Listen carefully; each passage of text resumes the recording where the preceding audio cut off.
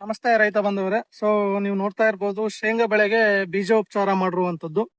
ಬೀಜೋಪಚಾರ ಅಂತಂದ್ರೆ ಟ್ರೈಕೋಡರ್ಮಾದಲ್ಲಿ ನಿಮಗೆ ಬಿತ್ತನೆ ಮಾಡೋಕ್ಕೂ ಮುಂಚೆ ಟ್ರೈಕೋಡರ್ಮಾ ಪುಡಿಯನ್ನ ಶೇಂಗಾ ಬೀಜಕ್ಕೆ ಲೇಪನ ಮಾಡ್ಬಿಟ್ಟು ನೆಕ್ಸ್ಟ್ ಇದನ್ನ ಬಿತ್ತನೆ ಮಾಡ್ಬೇಕಾಗುತ್ತೆ. ಇಲ್ಲಿ ಬಂದಿರೋ ಪ್ಲಾಟ್ ಅಲ್ಲಿ ಈ ಒಂದು ಬೀಜೋಪಚಾರ ಮಾಡಿರುವಂತ ಗಿಡ, ಬೀಜೋಪಚಾರ ಮಾಡ್ಲೇ ಇರತಕ್ಕಂತ ಒಂದು ಗಿಡ. ನೀವು ಅಬ್ಸರ್ವ್ ಮಾಡ್ಬೋದು, ಬೀಜೋಪಚಾರ ಮಾಡಿರುವಂತ ಗಿಡ ಏನ್ ರೂಟ್ ನೋಡಲ್ಸ್ ಅಂತ ಕರಿತೀವಲ್ಲ, ಈ ರೂಟ್ ನೋಡಲ್ಸ್ ಜಾಸ್ತಿ ಬರುತ್ತೆ. ಅಂದ್ರೆ ಚಿಕ್ಕ ಚಿಕ್ಕ ರಂಧ್ರ ತರ ಕಾಣಿಸ್ತಿದೆಯಲ್ಲ, ಇದೇನ್ ಮಾಡುತ್ತೆ ಅಂತಂದ್ರೆ ಗಾಳಿಯಲ್ಲಿರ್ತಕ್ಕಂತಹ ಸಾರಜನಕವನ್ನ ಹಿಡಿದಿಡುವಂತ ಕೆಲಸ, ರೈಸೋಬಿಯಂ ಅಂತ ಕರಿತವ್ರೆ.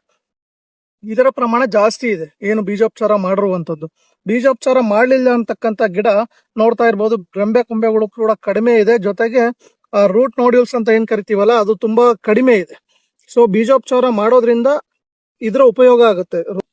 ಈಗ ಇನ್ನೇನು ಬಿತ್ತನೆಗಳು ಆಲ್ರೆಡಿ ಸ್ಟಾರ್ಟ್ ಆಗಿದಾವೆ. ಈ ಕೆಲಸಗಳನ್ನ ನಿಮ್ಮ ಹೊಲದಲ್ಲಿ ಯಾವುದೇ ಬೆಳೆ ಆಗಿರ್ಬೋದು, ಮೆಕ್ಕೆಜೋಳ ಆಗಿರ್ಬೋದು, ಶೇಂಗಾ ಆಗಿರ್ಬೋದು, ಸೂರ್ಯಕಾಂತಿ ಆಗಿರ್ಬೋದು, ಅಥವಾ ತೊಗರಿ, ಇವಿಷ್ಟು ಬೀಜೋಪಗಳಿಗೆ ನೀವು ಬೀಜೋಪಚಾರ ಮಾಡ್ಬೋದು. ಈ ಟ್ರೈಕೋಡರ್ಮನೆ ಮಾಡ್ಬೇಕು ಅಂತ ಏನಿಲ್ಲ.